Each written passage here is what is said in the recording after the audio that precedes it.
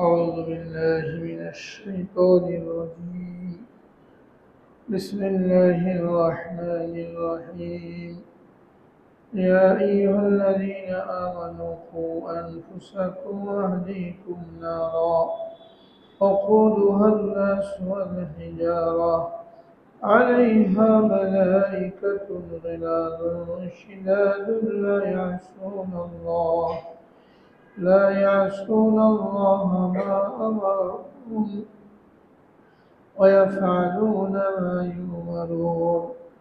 يا أيها الذين كفروا لا تعتذروا اليوم إنما تجزون ما كنتم تعملون.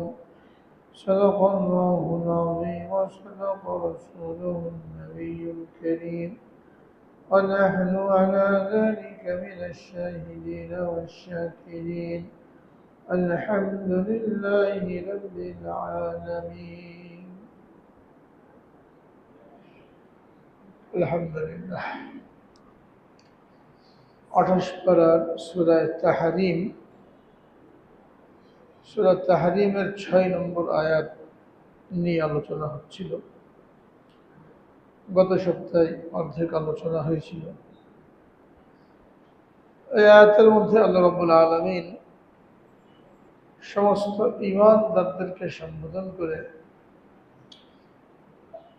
জাহান্নামের আগুন থেকে নিজেদেরকে বাঁচানোর জন্য এবং তার পরিবার পরিজন অধীনস্থ লোকদেরকে বাঁচানোর জন্য নির্দেশ দিয়েছেন এবং জাহান্নামের ভয়াবহতা সম্পর্কে সতর্ক করেছেন। জাহান্নামের শাস্তি কত ভয়াবহ, সেখানে যে ফেরেশতাদেরকে নিযুক্ত করা হয়েছে শাস্তি দেওয়ার জন্য, তারা আল্লাহ তাআলার নাফরমানি করেন না, যা নির্দেশ দেওয়া হয়েছে এটাই তারা পুরোপুরি পালন করে।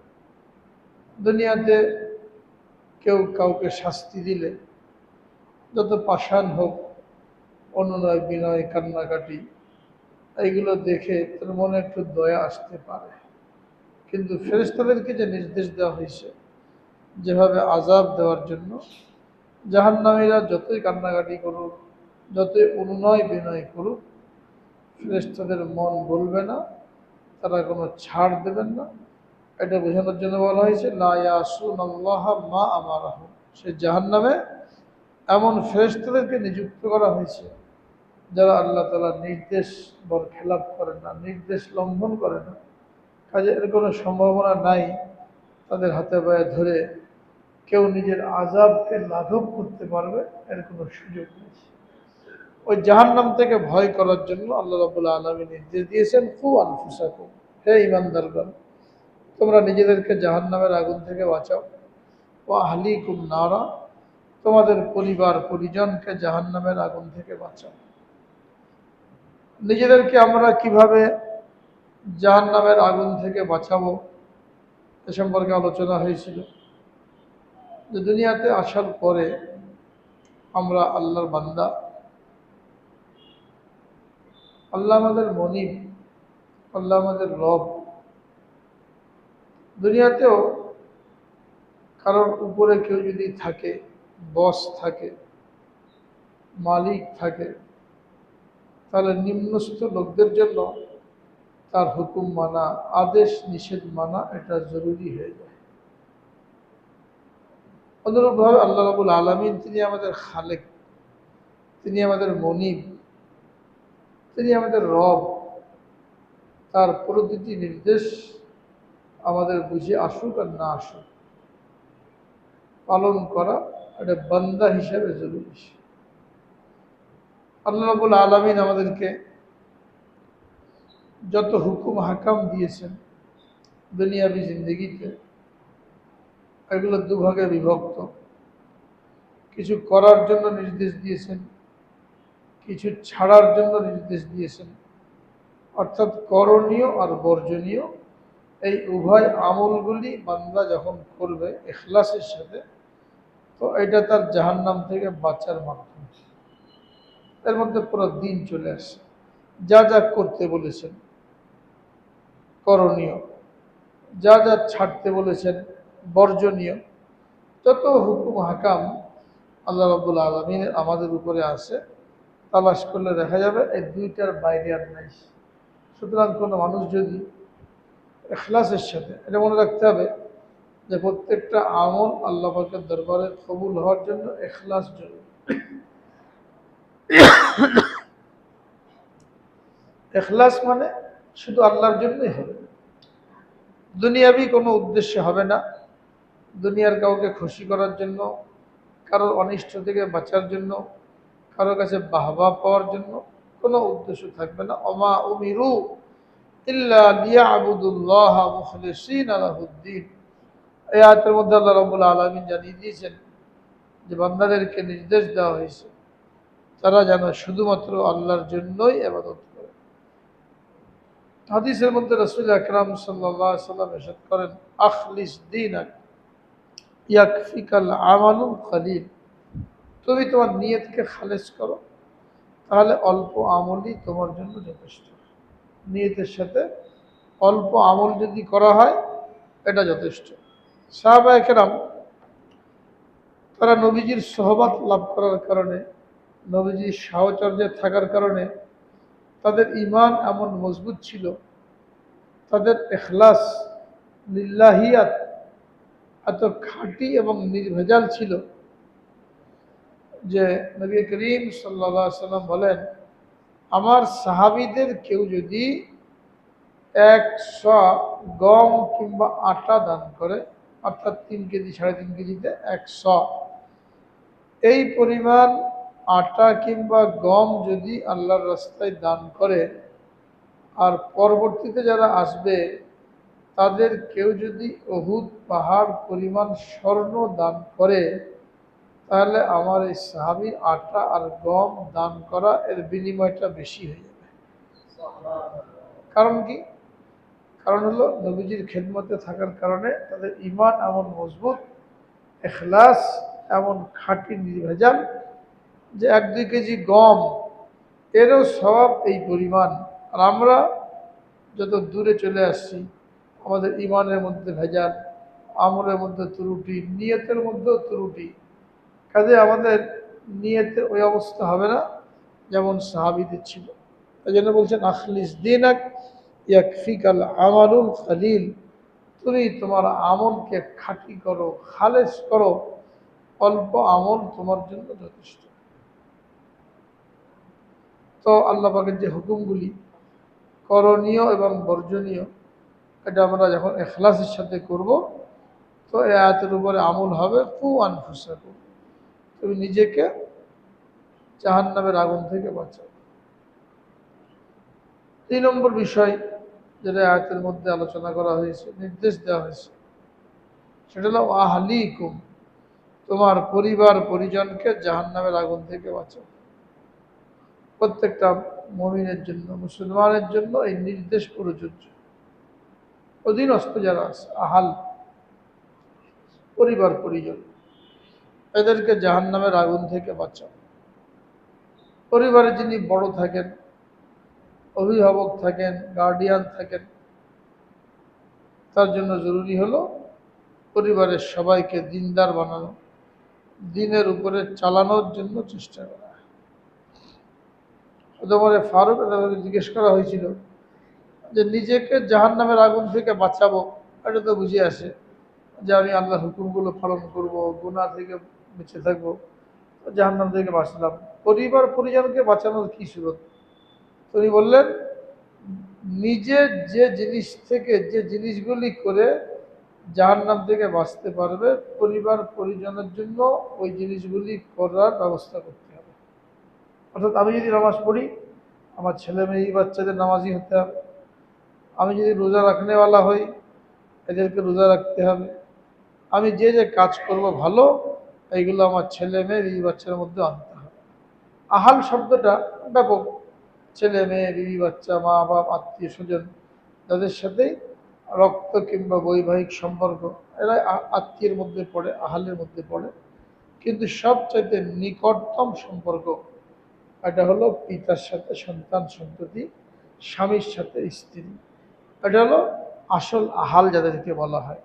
এখানে যে বলা হলো কু আনফুসাকুম ওয়া আহলিকুম নারা, তুমি নিজেকে জাহান্নামের আগুন থেকে বাঁচাও এবং তোমার পরিবার পরিজনকে জাহান্নামের আগুন থেকে বাঁচাও। এই পরিবার পরিজনের ক্ষেত্রে সবচেয়ে অগ্রগামী অগ্রগণ্য যেটা, সেটা হলো নিজের সন্তান সন্ততি, পুরুষের জন্য নিজের সন্তান সন্ততি এবং স্ত্রী, এদের হক সবচেয়ে বেশি জাহান্নাম থেকে বাঁচানোর জন্য, এদের দিন আর ইমানের ফিকির করার জন্য। এরপর আস্তে আস্তে অন্যান্য যারা আছে এদেরও ফিকির করতে হবে, কিন্তু সবার আগে যারা আমার সরাসরি অধীনস্থ, সরাসরি আমার কমান্ডে চলে, তাদের জন্য আমি সমস্ত আয় রোজগার ইত্যাদি চেষ্টা করি। এরা হলো কারা? ছেলে মেয়ে এবং স্ত্রী। তো আহালের মধ্যে সর্বপ্রথম এরা আসবে, অর্থাৎ প্রত্যেকটা মানুষকে তার সন্তান সন্ততিকে দিনদার বানানো, জাহান্নাম থেকে বাঁচানোর ফিকির করা এবং স্ত্রীকে জাহান্নামের আগুন থেকে বাঁচানোর জন্য ফিকির করা, এটা জরুরি নিজে যদি জাহান্নাম থেকে বাঁচতে চায়। ছেলে মেয়েকে কিভাবে আমরা জাহান্নাম থেকে বাঁচাবো, স্ত্রীকে আমরা কিভাবে জাহান্নাম থেকে বাঁচাবো, হাদিসের মধ্যে দিক নির্দেশনা দেওয়া হয়েছে। একজন স্বামী তার স্ত্রীর জন্য কি করবে, কি কি হক স্ত্রীর। একজন পিতা তার সন্তানের জন্য কি কি করবে, সন্তানকে কিভাবে দিনদার বানাবে, জান্নাতি বানাবে, জাহান্নাম থেকে বাঁচাবে, এটা স্পষ্ট বলে দেওয়া হয়েছে। এক হাদিসের মধ্যে বলা হয়েছে, কোনো পিতা তার সন্তানকে এলমে দিন এবং আদব কায়দা শেখানোর মোকাবেলায় অন্য কোনো বড় হাদিয়া তোহফা রেখে যেতে পারে না। সবচেয়ে বড় তোহফা, সবচেয়ে বড় উপঢৌকন কার জন্য? সন্তানের জন্য। আদব এবং দিন, দিনদারি নাই, আদব শেখালেন না, বখাটে হলো, বেদিন হলো, বেপর্দা হলো, তার জন্য যত কিছুই রেখে যায়, 10টা বাড়ি রেখে গেলাম, টাকা পয়সা ব্যাংকে রেখে গেলাম, এইগুলো তার জন্য উপঢৌকন না, বরং কোনো কোনো ক্ষেত্রে এইগুলো তার জাহান্নামে যাওয়ার কারণ। যেন এটা বুঝতে হবে যে আমার সন্তানকে আমি কোন উপহারটা দিয়ে গেলাম, কোন উপঢৌকনটা দিয়ে গেলাম। দিনই আদব এবং এলেম, এর চাইতে বড় কোনো উপহার সন্তানের জন্য হতে পারে না। এখন সন্তানকে কিভাবে দিন শিখাবো, কিভাবে এলেম শিখাবো, এর জন্য অনেক আগে থেকে ফিকির করতে হবে। 8 বছর বয়স হলো, 7 বছর বয়স হলো, তখন পুরো দিনদার বানিয়ে ফেললাম, এরকম হবে না। এটা আগে থেকে পরিকল্পনা থাকতে হবে। যখন কেউ বিবাহ করে, তো নেক সন্তান লাভ করার জন্য, দিনদার সন্তান লাভ করার জন্য এই বিবাহ থেকেই তাকে ফিকির করতে হবে। দিনদার স্ত্রী নির্বাচন করতে হবে। দিনদার স্ত্রীর গর্ভে দিনদার সন্তান পয়দা হবে। বদ্দিনের গর্ভে কখনো দিনদার সন্তান পয়দা হতে পারে না। জন্য বিবাহের আগেই সিদ্ধান্ত নিতে হবে আমি কেমন পাত্রী গ্রহণ করব। এটা হাদিসের মধ্যে বলা হয়েছে, তুনকাহুল মারআতু লিআরবাঈন লিমালিহা ওয়া লিজামালিহা ওয়া লিহাসাবিহা ওয়া লিদীনিহা ফাজফার বিযাতিদ-দীন তারিবাত ইয়াদাক। মহিলাদেরকে বিবাহ করা হয় 4টা জিনিসের কারণে। কেউ সবগুলোই দেখে, কেউ একটাকে প্রাধান্য দেয়, 4টার একটাকে দেখে। নবী করিম সাল্লাল্লাহু আলাইহি ওয়াসাল্লাম উম্মতকে পরামর্শ দিচ্ছেন, তুমি কি দেখবে? মানুষ যার যার রুচি অনুযায়ী, যার যার নিয়ত অনুযায়ী এক একটা জিনিসকে দেখে, তুমি কি দেখবে?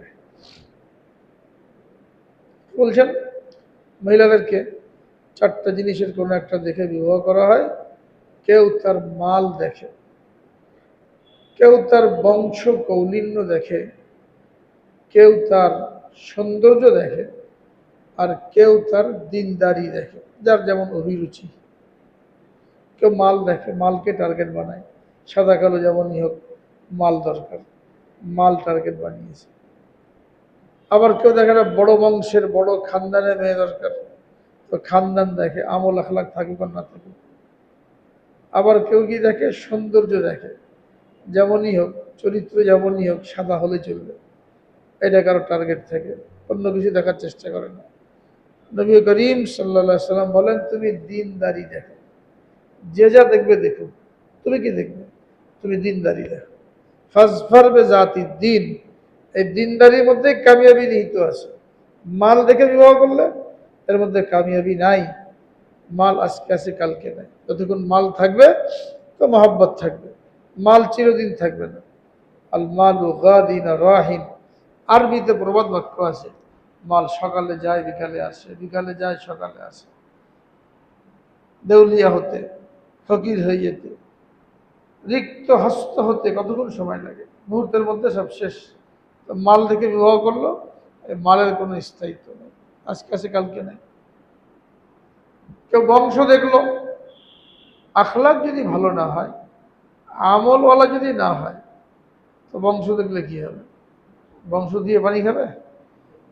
চরিত্র যদি ভালো না হয়, কত উঁচু উঁচু বংশের মেয়েরা আছে, কত নিম্ন বংশের ছেলেদের সাথে বেরিয়ে যায়, নিম্নস্থ লোকের সাথে তারা সম্পর্ক, অবৈধ সম্পর্ক করে। এমনকি স্বামী সন্তান রেখেও কত উঁচু উঁচু ঘরের মহিলারা চলে যাচ্ছে, স্বামী আছে সন্তান আছে, তারপরেও এগুলোকে রেখে চলে যাচ্ছে। কারণ কি?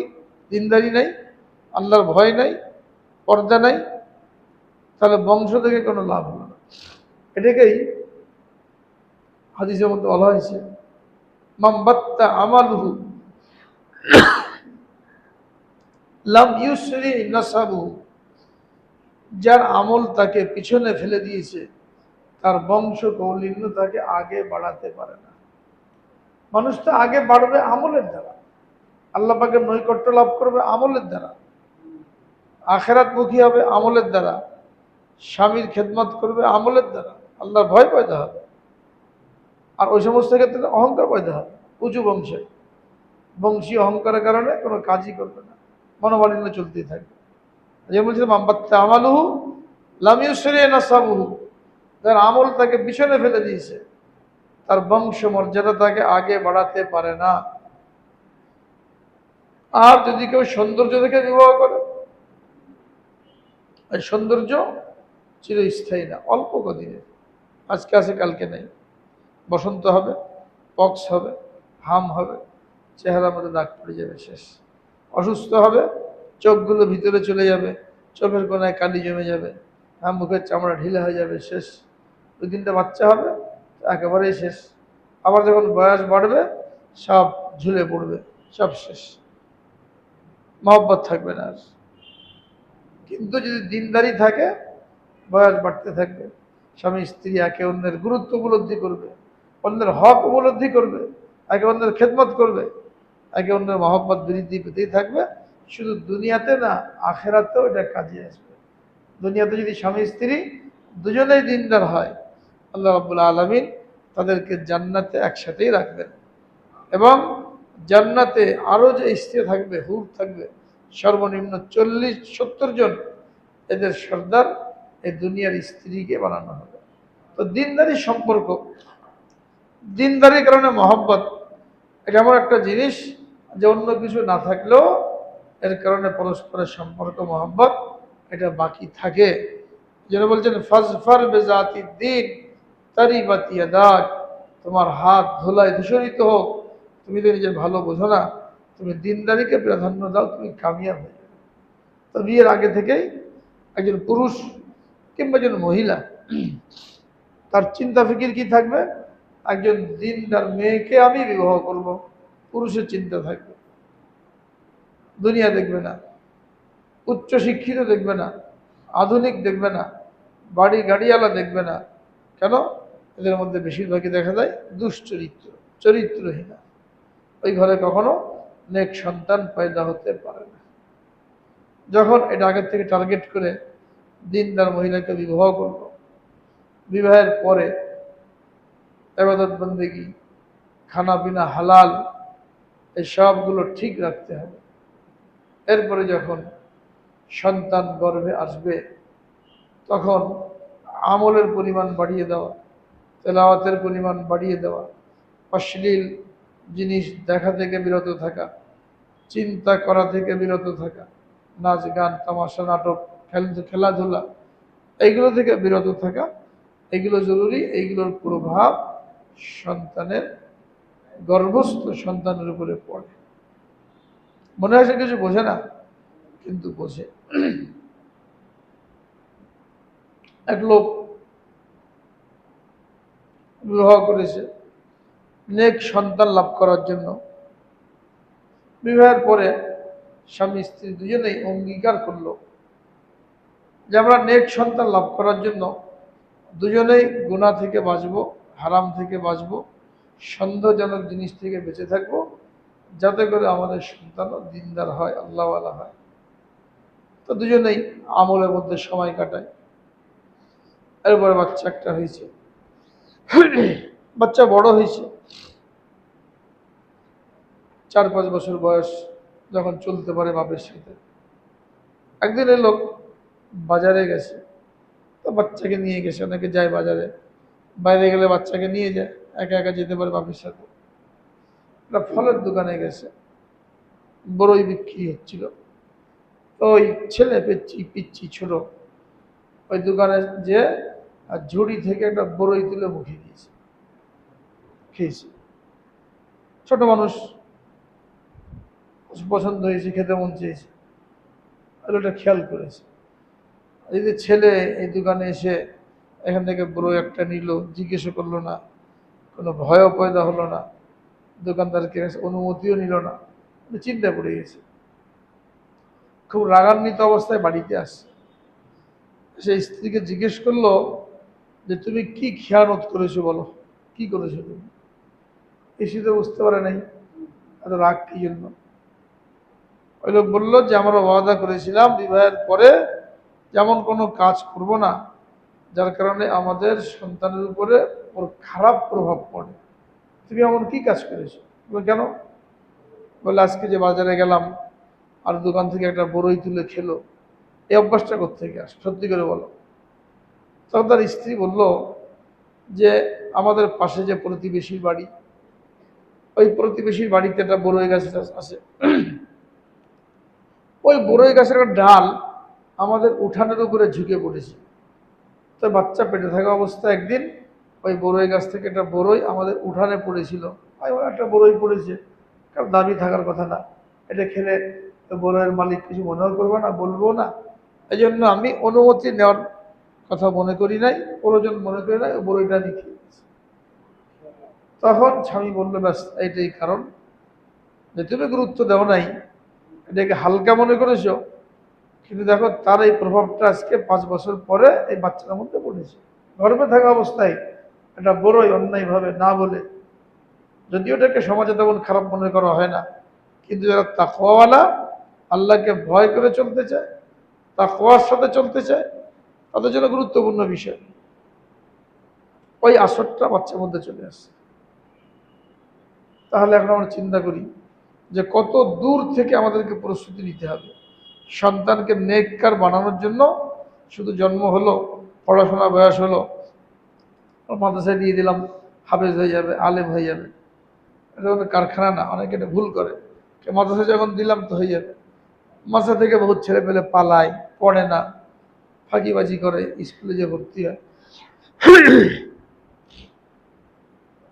এর কারণ হলো আগে থেকে প্রস্তুতি না নেওয়া।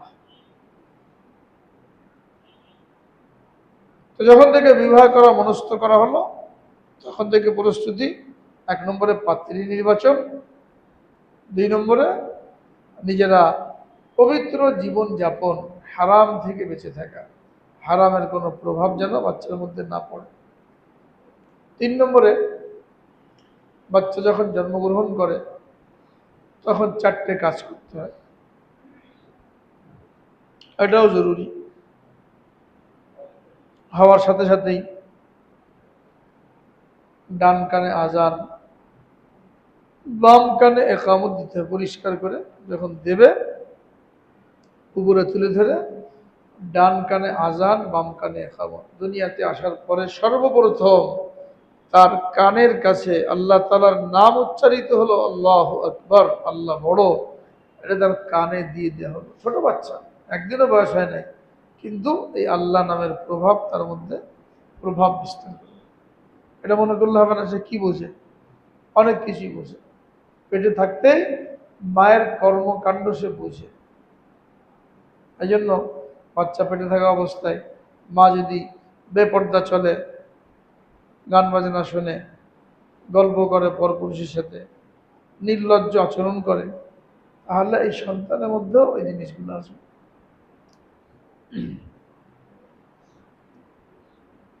এই জন্য হওয়ার পরে 1 নম্বরেই ডান কানে আজান, বাম কানে একামত দিতে হবে, আল্লাহর নাম উচ্চারিত হয়ে গেল। দুটো কারণে দেওয়া হয়। একটা হলো দুনিয়াতে আসার পরে সর্বপ্রথম যেন তার কানে আল্লাহর নাম উচ্চারিত হয়, আল্লাহু আকবার, আল্লাহ তাআলার বড়ত্ব তার কানে দিয়ে দেওয়া হয়। দ্বিতীয় হলো এই কথাটা বুঝিয়ে দেওয়া যে আজান হয়ে গেছে, একামত হয়ে গেছে, একামতের পরে যেমন নামাজ শুরু হতে দেরি হয় না, অল্প সময়, তোমারও হায়াত দুনিয়াতে এই অল্প, 1 থেকে 1.5 মিনিট, 2 মিনিট। আমরা যে হায়াত লাভ করি 50-60 বছর,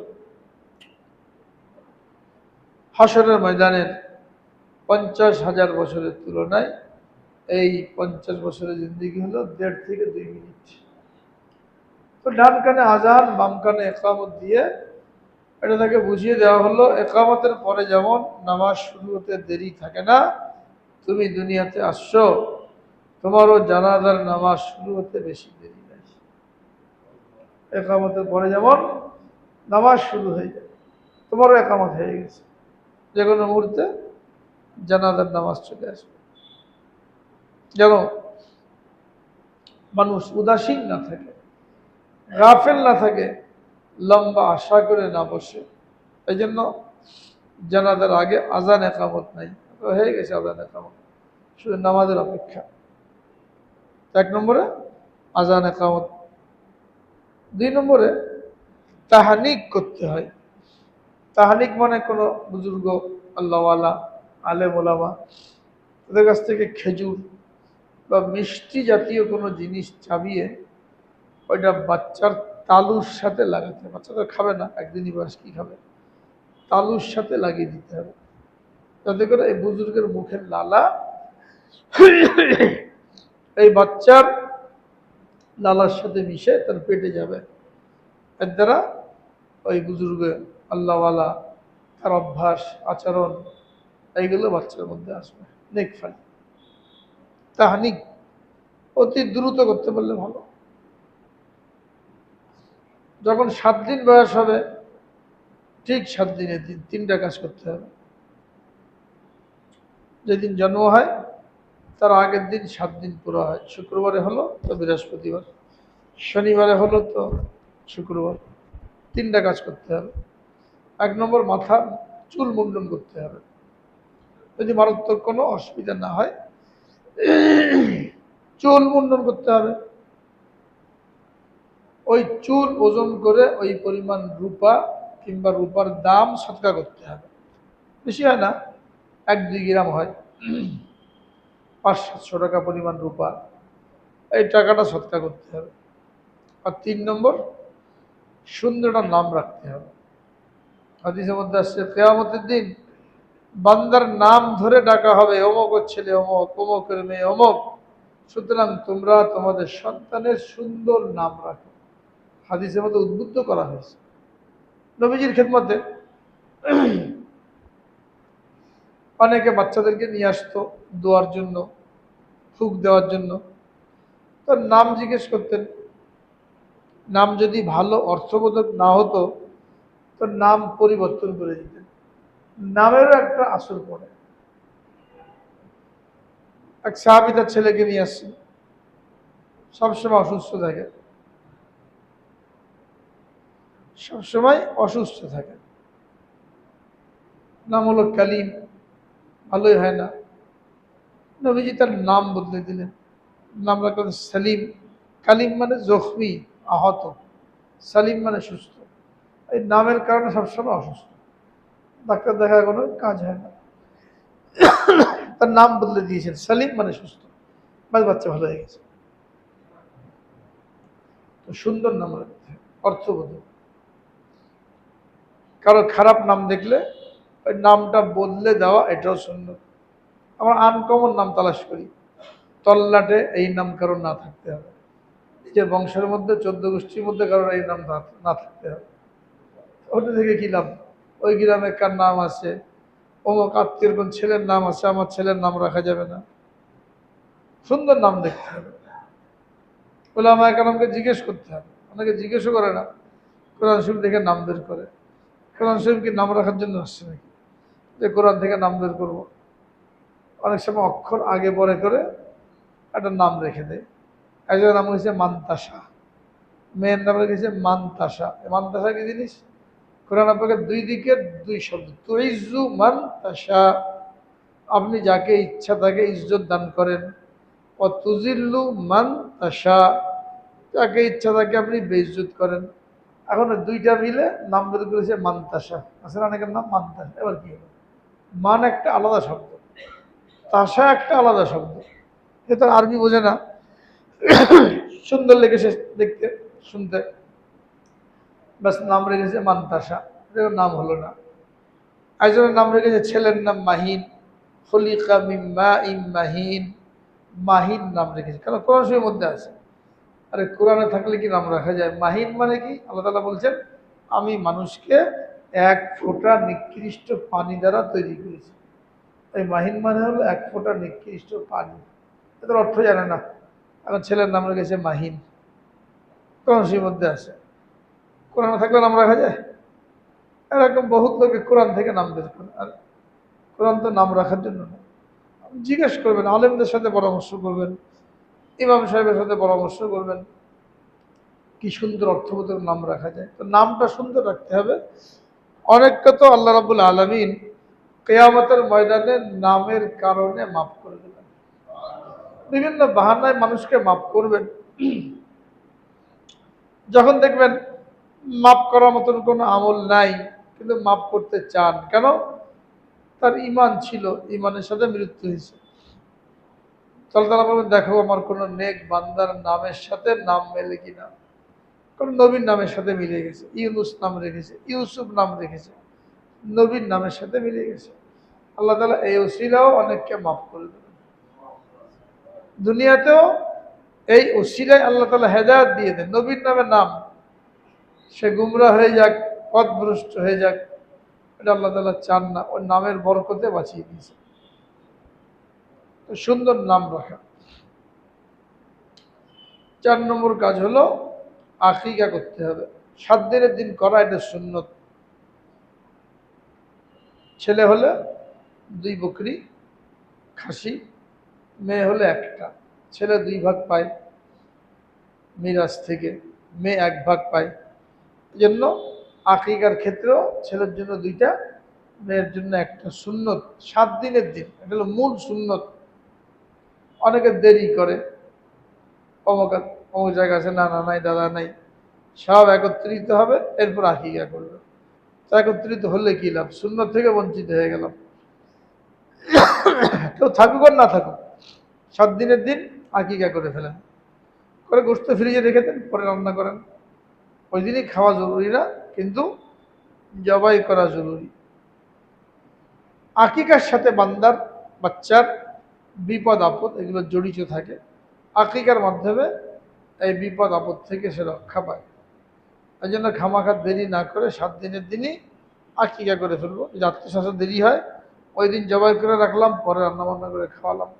অথবা ওই দিন জবাই করে বিলি বন্টন করলাম, এরপর যখন দাদা আসবে, নানা আসবে, তখন আবার নতুন করে জিয়াফত করেন, মেহমানদারি করেন। কিন্তু আকিকাটাকে পিছিয়ে নেওয়া, একটা সুন্নত থেকে বঞ্চিত হয়ে যাওয়া। চিন্তা করতে হবে, চেষ্টা করতে হবে প্রত্যেকটা ক্ষেত্রে সুন্নতকে জিন্দা করার জন্য। তো আকিকা করা, তাহলে কতগুলো কাজ হলো? জন্মের পরপর 2টো কাজ, একটা হলো আজান একামত দেওয়া, একটা হলো তাহনিক করা। আর 7 দিনের দিন 4টা কাজ: মাথার চুল মুন্ডন করা, ওই পরিমাণ রূপা কিংবা রূপার দাম সৎকা করা, সুন্দর নাম রাখা এবং আকিকা করা। এরপরে আস্তে আস্তে বাচ্চার বয়স বাড়তে থাকবে, মায়ের কোলে থাকবে। এখন মার জিম্মাদারি, বাপ তো বাইরে থাকে, মায়ের কোল বাচ্চার প্রাথমিক পাঠশালা। এই জন্য মা দিনদার হওয়া লাগবে। দিনদার মা দেখে বিবাহ করলে কি হবে, এই সন্তান মায়ের কাছে থেকে 3-4 বছর সে দিনদার হবে। তাকে কোলে নিয়ে কোরআন পাকে তেলাওয়াত করবে, পাশে রেখে কোরআনের তেলাওয়াত করবে। 7 দিন বয়স, 8 দিন বয়স মা কোরআনে পাকে তেলাওয়াত করবে, এই আওয়াজটা বাচ্চার কানে যাবে, তার অন্তর খুলতে থাকবে, হ্যাঁ, তার মধ্যে দিনের জজবা পয়দা হতে থাকবে। ওটা না করে মোবাইল নিয়ে ব্যস্ত, যখন পেটের মধ্যে ছিল তখনও মোবাইল নিয়ে ব্যস্ত, এরপরেও মোবাইল নিয়ে ব্যস্ত। ওই বাচ্চার কি শিখবে?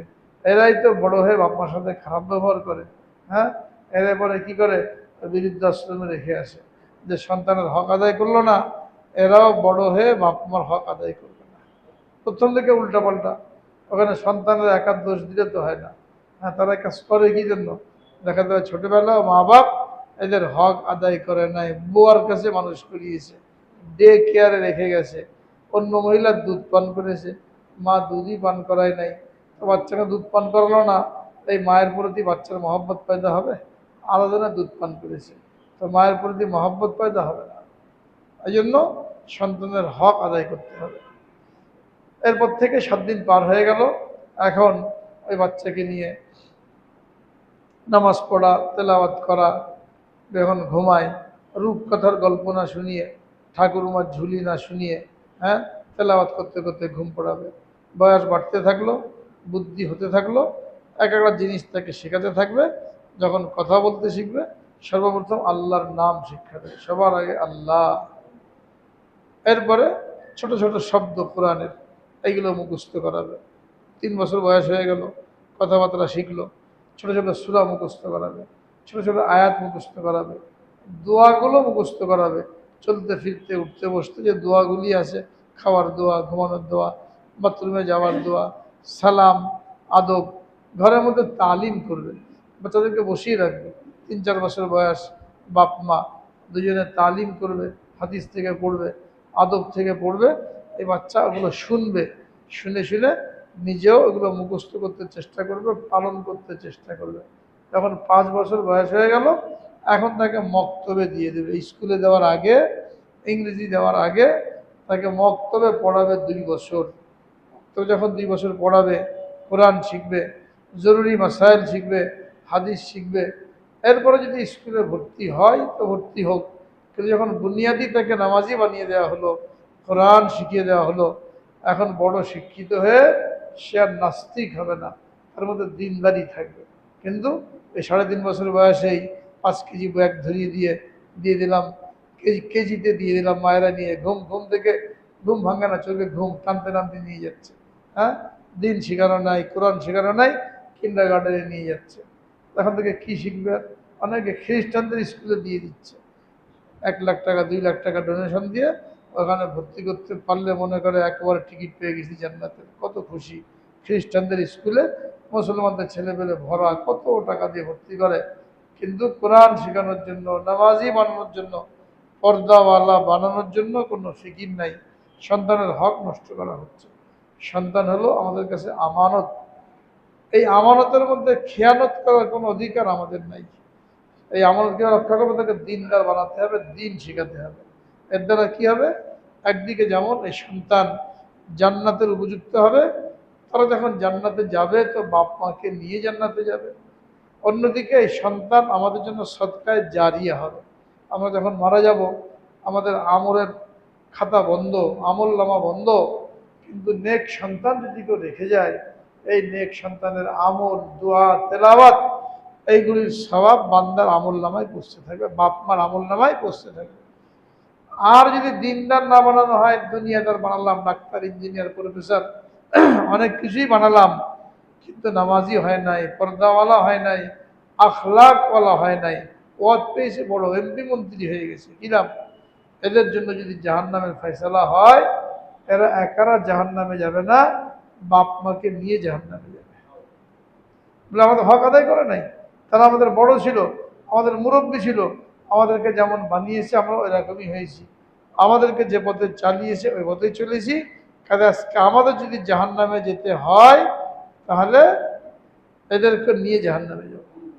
এটা আল্লাহ রাব্বুল আলামিন কোরআন পাকের মধ্যে বলেছেন। অধীনস্থরা উপরস্থ যারা আছে এরা যদি হক আদায় না করে এদের দ্বিগুণ শাস্তি কামনা করবে আল্লাহ পাকের নিকট, বদদুয়া করবে, যাদের উপর লানত করেন ওয়ালআনহুম লানান কাবীরা ওয়াকালু রব্বানা ইন্না আতানা সাদাতানা ওয়া কুবারানা ফাদাল্লুনা সাবিলা, আমাদের বড় ছিল, আমাদেরকে গুমরাহ করেছে, কাজে আজকে তুমি তাদেরকে দ্বিগুণ শাস্তি প্রদান করো। এইভাবে সন্তানকে মানুষ বানানোর জন্য চেষ্টা করা। 7 বছর যখন বয়স হয়ে গেল তখন নামাজের জন্য নির্দেশ করতে বলা হয়েছে, মুরু আওলাদাকুম বিসসালাত আহুম আবনাউস সাবি সিনিন, তোমরা তোমাদের সন্তানদেরকে নামাজের হুকুম দাও যখন তাদের বয়স 7 বছর হয়, আর যখন 10 বছর হয় তাদেরকে দরকার হয় মারো আদবের জন্য। নামাজ যদি না পড়ে বিছানা আলাদা করে দাও, ছেলে মেয়ে একসাথে শুতে দিও না, বিছানা আলাদা করে দাও, অর্থাৎ বালিশ আলাদা, কাঁথা আলাদা, এক খাটে শোবে কিন্তু এক কাঁথার ভিতরে না, এক লেপের ভিতরে না, এক বালিশে না, বিছানা আলাদা করে দিতে বলা হয়েছে। এইভাবে ধাপে ধাপে সন্তানকে দিনদার বানানো, আদবওয়ালা বানানো, আখলাকওয়ালা বানানো, এর পদ্ধতি রাসূল আকরাম সাল্লাল্লাহু আলাইহি সাল্লাম আমাদেরকে শিখিয়ে গেছেন। এটাই আয়াতের উদ্দেশ্য, কু আনফুসাকুম ওয়া আহলিকুম নারা, তোমরা নিজেরাও জাহান্নামের আগুন থেকে বাঁচো এবং তোমাদের পরিবার পরিজন এদেরকেও জাহান্নামের আগুন থেকে বাঁচানোর চেষ্টা করো। তো অধীনস্থদের মধ্যে এক হলো ছেলে মেয়ে আর এক হলো স্ত্রী। ছেলে মেয়েকে কীভাবে আমরা জাহান্নামের আগুন থেকে বাঁচাবো, কিভাবে গড়ে তুলবো, এটা আলোচনা করা হলো স্বল্প পরিসরে। আল্লাহ তাআলা মুখস্থ রাখার আমল করার তৌফিক দান করো। এখন হলো স্বামী তার স্ত্রীকে দিনদার বানানোর জন্য কীভাবে ফিকির করবে। আর যদি দিনদার না বানায় তাহলে স্ত্রী একা জাহান্নামে যাবে না, স্বামীকে নিয়ে জাহান্নামে যাবে। স্ত্রীকে দিনদার বানানোর কি পদ্ধতি, স্ত্রীর কি হক স্বামীর উপরে, এটা সম্পর্কে ইনশাল্লাহ আগামী সপ্তাহে আলোচনা হবে। আল্লাহ আমাকে আমল করার তৌফিক দান করুন।